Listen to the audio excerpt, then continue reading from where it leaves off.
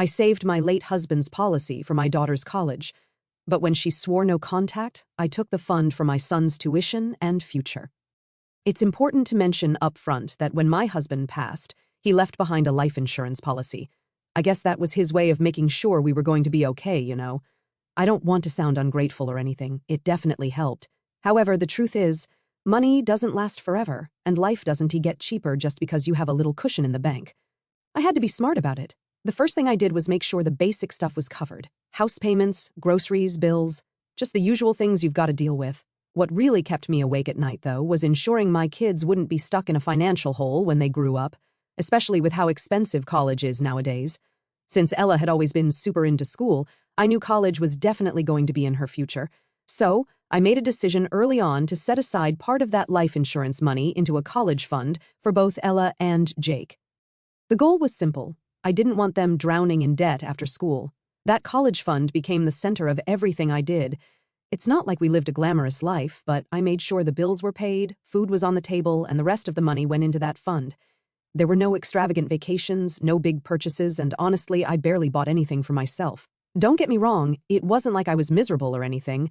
I just had my priorities straight. It was all about making sure my kids were going to have a solid future. Ella, from a young age, was always talking about getting into one of those prestigious colleges. You know, the kind you see in movies where everyone's got perfect dorm rooms and they walk around campus with books under their arms, looking all smart. She was obsessed with the idea, and I honestly couldn't have been prouder of her for dreaming big. I wanted that for her. I wanted her to go somewhere that would open doors and give her the kind of opportunities I never had growing up. We talked about it a lot over the years. We had countless conversations about college and the importance of education. She knew the sacrifices I was making, and I always made sure she understood that the money I was saving was specifically for her and Jake's future. I didn't want there to be any misunderstandings. The college fund was off limits for anything else. Now, I'll be the first to admit things weren't always perfect between me and Ella. I mean, what mother-daughter relationship is, right? She's a teenager, and with that comes the usual drama.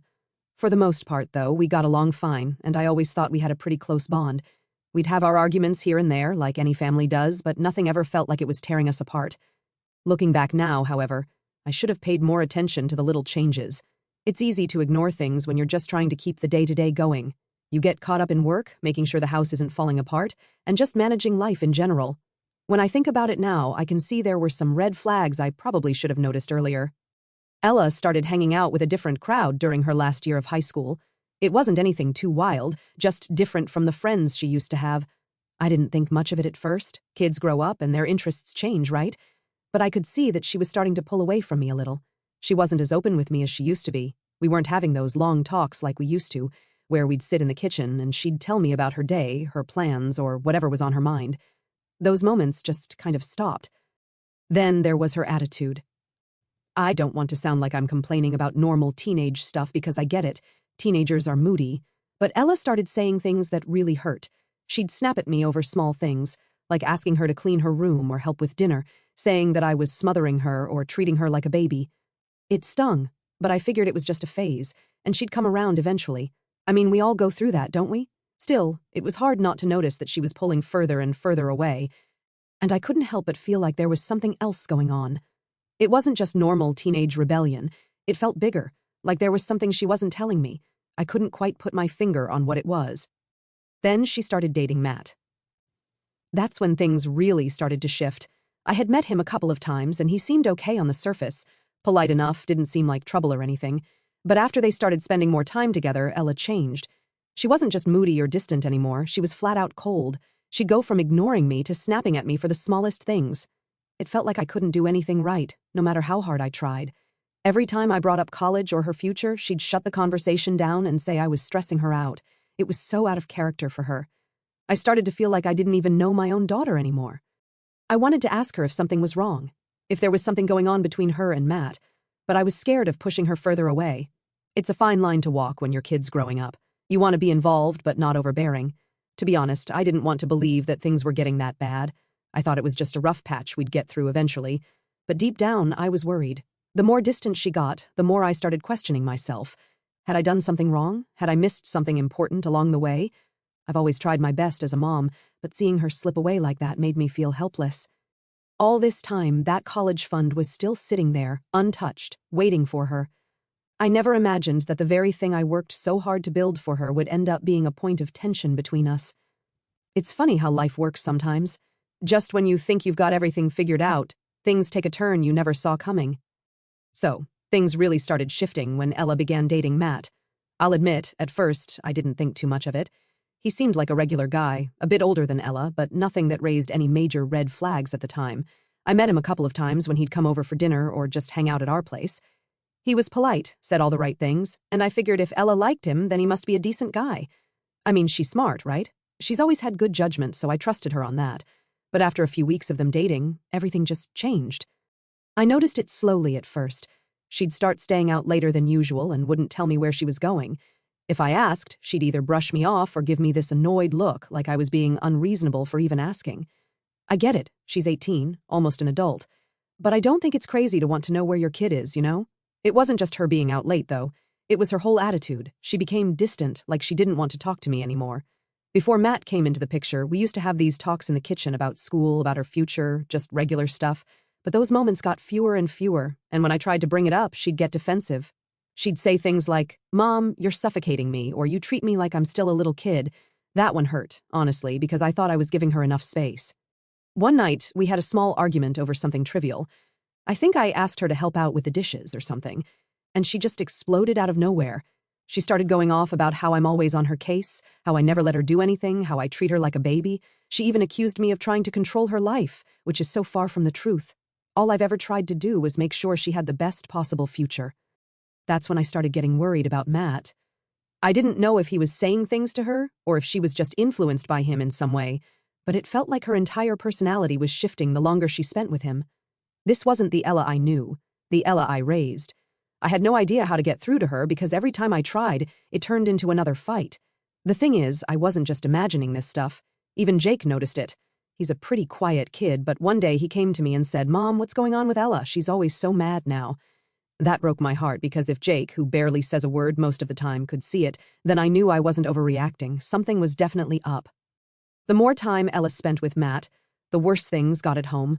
She'd disappear for entire weekends and barely text me back when I'd check in. I tried to talk to her about it, but it always ended the same way, with her telling me I was being too controlling or treating her like a kid. I didn't even know how to respond anymore. I didn't want to push her further away, but I couldn't just sit there and let her slip out of my life like that either. I started to wonder if Matt was really the problem, or if it was just part of her growing up and me having a hard time letting go. You know, those late-night thoughts when you're lying in bed, trying to make sense of things. But deep down, I knew it wasn't just about her growing up. This wasn't the natural teenage rebellion everyone talks about. This felt different. There was this tension between us that hadn't been there before. I even tried to be nice to Matt, thinking maybe if I made an effort with him, things between me and Ella would get better. I invited him over for dinner a few more times, tried to engage him in conversation, but he was always kind of distant. He'd answer my questions, but he never really tried to get to know me or Jake. Honestly, the more I saw them together, the more uneasy I felt about their relationship. There was something about the way he seemed to have this influence over her. It was subtle, but it was there. It wasn't just that Ella was being rude to me either. She stopped caring about her future too. All those dreams she had of going to a good college, getting a degree. Suddenly, none of that seemed to matter to her anymore. Anytime I brought it up, she'd roll her eyes and say things like, "I'll figure it out, Mom," or "Stop stressing me out about it." I started feeling like I was the only one who still cared about her future, and that scared me. College was always the plan. It's what we talked about for years. How could she just suddenly not care? One night, I decided to sit her down for a serious talk. I didn't want to fight with her. I just wanted to understand what was going on in her head. I asked her about college, about Matt, about why she'd been acting so distant. I swear, the look on her face, it was like I was a stranger to her.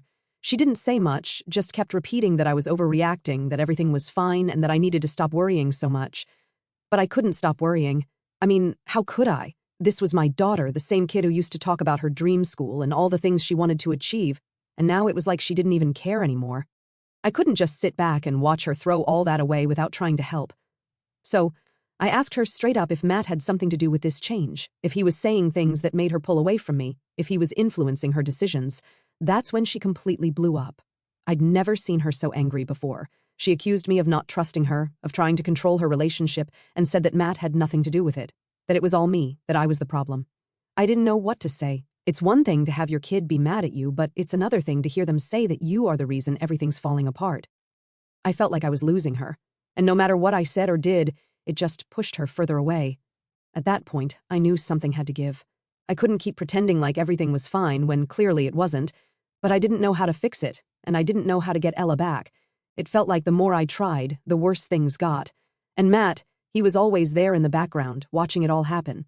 I couldn't shake the feeling that he had more to do with this than Ella was willing to admit. But how do you say that without pushing your kid away for good? It felt like I was walking on eggshells every time I tried to talk to her, and I was terrified that one wrong step would make everything fall apart even more. So, the breaking point came during what I thought was going to be just another regular argument. We'd been having more and more of those lately, with Ella constantly pushing back against everything I said. I get it, she's 18, she's almost an adult, and she wants her independence. But the way she'd been acting, it was like I didn't even recognize her anymore. I knew things were tense between us, but I never expected what came next. It started over something small, like most of our arguments had been lately. I think I asked her if she had thought about her college applications, and it just set her off. She snapped at me, telling me to stop stressing her out, and that she had everything under control. I remember feeling this frustration bubbling up inside me because, honestly, nothing seemed under control. She wasn't talking about college like she used to. She wasn't talking to me at all, really. So, I pushed a little harder, probably more than I should have, and that's when it happened. She looked me dead in the eyes and said, "I'm done with you, Mom. When I leave for college, I'm going no contact. I don't need you anymore." I don't think I'll ever forget that moment. It felt like my heart just stopped, like someone had knocked the air out of me. I couldn't even respond right away because I was so shocked. I mean, after everything I had done for her, everything I had sacrificed, this was what she thought of me? That she could just cut me out of her life as soon as she was old enough to leave? I must have looked stunned because she kept going. "You've been controlling my whole life," she said. "Once I'm gone, I'm not coming back. I don't want anything to do with you. That's when I lost it. All the years of holding back, trying to be the best mom I could be, making sacrifices, working late nights, all of it came rushing to the surface. I started listing everything I had done for her, telling her how much I had given up just to make sure she and Jake had a good life. I reminded her about the college fund, how I had saved every extra penny from her dad's life insurance to make sure she could go to the best school without being buried in debt. But she just stood there, arms crossed, with this look on her face like she didn't care, like none of it mattered. Honestly, that hurt more than anything she'd said so far. It was like she had completely shut off her emotions and I couldn't get through to her at all. "I didn't ask you to do that," she finally said. "You keep throwing it in my face like I owe you something. I don't. I never asked for any of it." Hearing her say that was like a slap in the face. It made me realize just how far we had drifted apart. I thought she understood we were on the same page about her future and how much I was doing to make sure she could have it, but clearly I had been wrong. She didn't see it that way at all. To her, I was just this overbearing, controlling parent who was suffocating her with expectations. I tried to stay calm, but I could feel myself getting more and more upset. "Ella, I've done everything I could to give you the life you wanted," I said, "and this is how you repay me? By saying you're cutting me out of your life as soon as you don't need me anymore? That's not fair." She didn't even flinch. "I'm not a little girl anymore, Mom," she shot back. "I don't need you. I'll be fine on my own." That's when I realized that no matter what I said, it wasn't going to make a difference. Ella had made up her mind, and nothing I could do or say was going to change that. I was angry, sure, but more than that, I was heartbroken. I had spent 18 years building a life for her and her brother, making sure they had everything they needed, and now she was telling me that none of it mattered. It wasn't just about the money or the sacrifices I made. It was about the fact that she was ready to walk away from me entirely, like I was just some obstacle in her path. She wasn't even considering how much it would hurt me, how much it would hurt her brother to lose her. It was all about her, and that was the part I couldn't wrap my head around. After a few moments of silence, I asked her, "So what happens to Jake? Are you going no contact with him too, or is it just me you're done with?" She rolled her eyes like the question was ridiculous. "Of course not," she said. "I'll still talk to Jake. But you? I need space from you, Mom. I need to live my own life." I couldn't believe it. She was ready to completely shut me out, but would still keep in touch with Jake. It didn't make any sense to me. I had been there for both of them since day one, and now she was acting like I was the enemy, like I was some roadblock she had to get past. I knew I had to leave the conversation before it got even worse, so I just said, "If that's really what you want, Ella, then I can't stop you. But I want you to really think about what you're saying before you make any decisions you can't take back." She just shrugged and walked away, like it was no big deal, like she hadn't just dropped a bomb on me.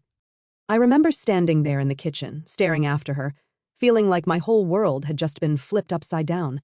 How did we get here? How did my relationship with my own daughter get to the point where she wanted to cut me out of her life? I couldn't sleep that night. I kept replaying the conversation in my head, trying to figure out where I had gone wrong. Was I really being too controlling? Had I smothered her without realizing it? Or was this just Matt's influence, making her see me as the bad guy? The next few days were awkward. Ella didn't say much, and I didn't know what to say to her either. There was this tension hanging over the house, and every time I saw her, I felt that pit in my stomach. I wanted to talk to her, to try to fix things, but I didn't know how. It was like there was this wall between us now, and I had no idea how to break it down. Jake could tell something was off, too. He asked me once, "Mom, is everything okay with Ella?" I just told him it was fine because I didn't want to drag him into it, but deep down I knew it wasn't fine. It wasn't fine at all. I couldn't shake the feeling that everything was falling apart, and there was nothing I could do to stop it. After Ella dropped that whole no-contact thing on me, I spent a few days just kind of lost, honestly. I didn't know what to do. I mean, how do you respond when your own kid tells you they don't want you in their life anymore? It's not like there's a manual for this kind of thing. I kept thinking back to our conversation, replaying it in my head over and over, trying to figure out if there was something I missed. Maybe I had been too controlling. Maybe I had pushed her too hard. But I just didn't see how wanting the best for her made me the bad guy. The silence in the house was unbearable. Ella and I were barely talking, and the few times we did, it was all short answers and eye rolls. The tension was so thick you could practically cut it with a knife. Jake was starting to notice too, but he kept his head down, like he didn't want to get caught in the middle of it. Smart kid. Then came the night when everything really blew up. I wasn't planning on confronting her again, not so soon after the last argument, but sometimes things just happen when you're not ready for them. Ella had come home late again, and I asked her where she'd been. I didn't mean to start anything, I was just genuinely curious. But of course it escalated. She gave me the same attitude she'd been giving me for weeks. "Why do you always need to know where I am? I'm not a kid anymore, Mom. Stop treating me like one." Now, I know I should have probably just let it go, but it was late, and I was tired, and honestly, I was done tiptoeing around her like I had been these last few days. I snapped back, "Because I'm still your mom, Ella, and I care about you. Is that such a bad thing?" That's when it all came pouring out. She turned to me, eyes filled with frustration, and said, "You're not caring, you're controlling. You've been controlling me my whole life. Everything's always been about what you want for me, never about what I want." That hit me hard. I'd always thought I was doing what was best for her, giving her a stable future, making sure she had everything she needed to succeed, but hearing her say that, it was like she saw all my efforts as some kind of leash, like I was holding her back instead of lifting her up. I didn't know what to say. I was caught between wanting to defend myself and not wanting to push her further away. "You act like I haven't given up so much for you and Jake," I said, my voice shaking a little. "Everything I've done has been for you. I've worked my whole life to make sure you didn't have to struggle. I saved that college fund so you could go to the school of your dreams, Ella, and now you're saying it doesn't matter?" "Exactly," she shot back. "You did all of that, but not because I asked you to. You keep using the college fund as if it's some kind of bargaining chip to control what I do. I never wanted to be in debt to you like that." In debt? I could hardly believe what I was hearing. "This isn't about debt. It's about giving you the chance to succeed without being buried in loans. How could you think that?" Ella shook her head, her arms crossed tight over her chest, like she was trying to keep herself from exploding. "You don't get it, do you? You've made everything about you. The money, the plans, all of it. I never had a say in anything, and now you're surprised I don't want to be a part of it anymore." That was the moment I realized just how different we were seeing things. To me, everything I had done had been out of love, out of a desire to protect her and make sure she had the opportunities I didn't. But to her, it was control. Every sacrifice I made, every late night working extra hours, it wasn't seen as love, it was seen as a cage. As much as it hurt to hear her say that, I had to face the reality that somewhere along the way we had stopped understanding each other. "Ella, all I've ever wanted was for you to have the life you dreamed of," I said, trying to keep my voice calm. "How did it get to this? Why do you feel like I'm the enemy here?" She let out a frustrated sigh. "Because you never listen to me. Every time I try to make my own decisions, you're right there telling me what I should do, what's best for me. You never even asked what I wanted." I didn't know what to say. I felt like I was sinking in quicksand, and every word I said just pulled me deeper. Maybe she was right. Maybe I hadn't listened as much as I thought I had. I always assumed I knew what was best because I was her mom, and I'd lived through it. I thought that was my job, to guide her, to keep her on track. But maybe I'd been holding on too tightly without even realizing it. "So what do you want then, Ella?" I asked, feeling a lump in my throat. If you could have it your way, what would that look like? Her answer came fast, almost like she'd been waiting for me to ask. I just want to live my own life without you hovering over me.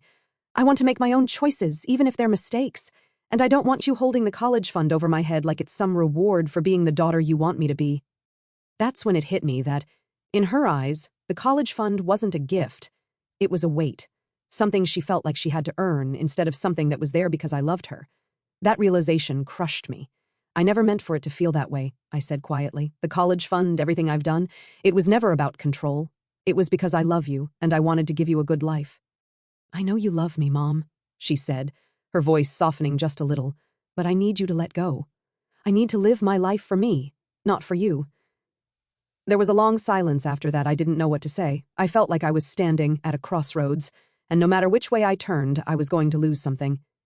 If I let her go, if I stopped pushing her toward the future I'd envisioned for her, was I letting her down?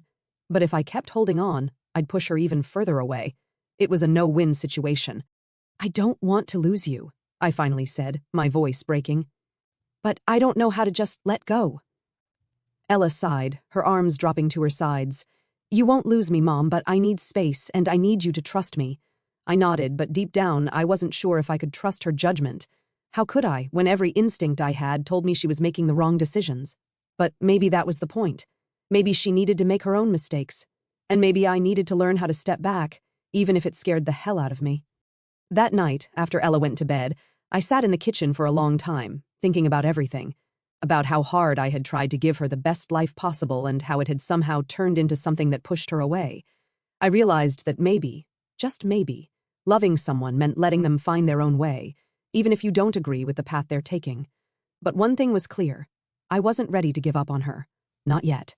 After that conversation with Ella, I spent a lot of time thinking about everything she said, about how I'd been holding on too tight, about how she felt like I wasn't giving her any control over her own life. It wasn't easy to hear, but deep down, I knew there was some truth in what she said. I've always been the kind of mom who's involved in every little detail, making sure things are going smoothly, making sure the kids are on the right track. I never thought of it as being controlling. I just wanted to help her avoid the mistakes I made when I was younger. But after that night, I had to face reality. Ella didn't want my help anymore. She didn't want my guidance. She wanted space, she wanted freedom, and she wanted to do things her way. Honestly, that scared the hell out of me. I'd spent years saving up that college fund for her, putting away money from her dad's life insurance and working extra hours so she could go to a good school without worrying about debt. But now she was telling me she didn't care about that. She didn't care about the fund. All she cared about was getting away from me and doing her own thing. So I had to ask myself, what was the point of holding on to the college fund if she didn't even want my help? If she didn't want to be a part of my life, why should I be the one to make sure she had everything she needed for her future? I tried to put off making any decisions, but the longer I sat with it, the more it ate away at me. I couldn't stop thinking about how she'd said she was going no contact, how she planned to leave and not look back. It felt like a punch to the gut every time I remembered those words. The more I thought about it, the angrier I got. I didn't want to be petty or spiteful, but I also didn't want to be a doormat. I mean, I had worked so hard to give her everything, and now she was telling me I wasn't even going to be a part of her life anymore. It just didn't sit right with me. I couldn't shake the feeling that if she was serious about cutting me off, then I had no obligation to fund her future. Why should I? One evening, after another day of tense silence in the house, I decided it was time to talk to her again. I needed to lay it all out on the table, to be upfront with her about how I was feeling. It wasn't just about the money anymore. It was about respect. It was about her understanding that I wasn't just some ATM she could use and then discard when she didn't need me anymore. So, I knocked on her door and asked if we could talk. She sighed, clearly not in the mood for another conversation, but she let me in. I started, trying to keep my tone calm. I've been thinking a lot about what you said the other night, about wanting to live your own life, about not wanting me to be so involved. Ella didn't say anything, just stared at the floor, her arms crossed over her chest. I took that as my cue to keep going. I understand that you're ready to be independent, and I'm trying to respect that, I said. But I need you to understand where I'm coming from, too. I've worked hard to make sure you had a future without worrying about debt, without struggling like I did, and now you're telling me that you don't want me in your life anymore, that you're going no contact.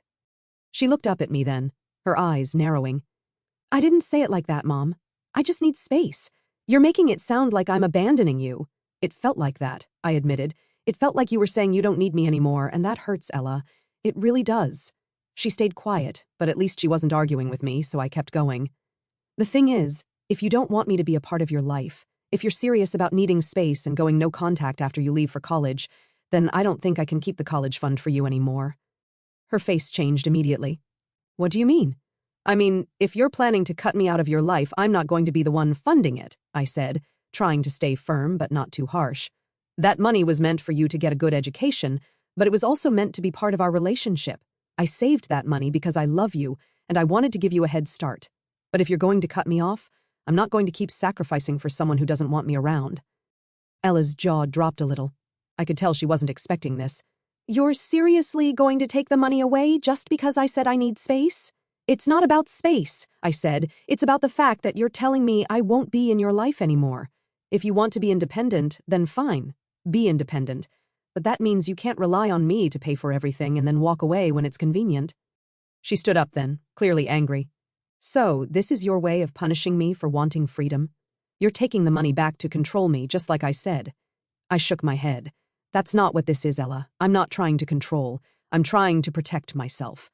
I've given everything for you, and now you're saying you don't want me in your life. I can't keep giving if I'm not going to be a part of your future." She was fuming. "You're selfish. You're only doing this because I'm not living up to your expectations. I thought you were saving that money for me because you loved me, but I guess it was just a way to make sure I stayed under your thumb." I didn't even know how to respond to that. I had tried so hard to be understanding, to explain where I was coming from, but she wasn't hearing it. To her, this was all about control, and nothing I said was going to change her mind. "I'm sorry you feel that way," I said quietly, "but my decision is final. If you're serious about going no contact, then I'm taking the college fund back. I'll split it between Jake's education and my own needs." Ella stormed out of the room, slamming the door behind her. I stood there for a minute, trying to process everything that had just happened. It wasn't what I wanted. I didn't want to be at odds with my own daughter, but I had to stand up for myself. I had to draw the line somewhere. I didn't know what the future was going to look like between me and Ella, but for the first time in a long time, I felt like I was making the right decision for me. And maybe, just maybe, that was okay.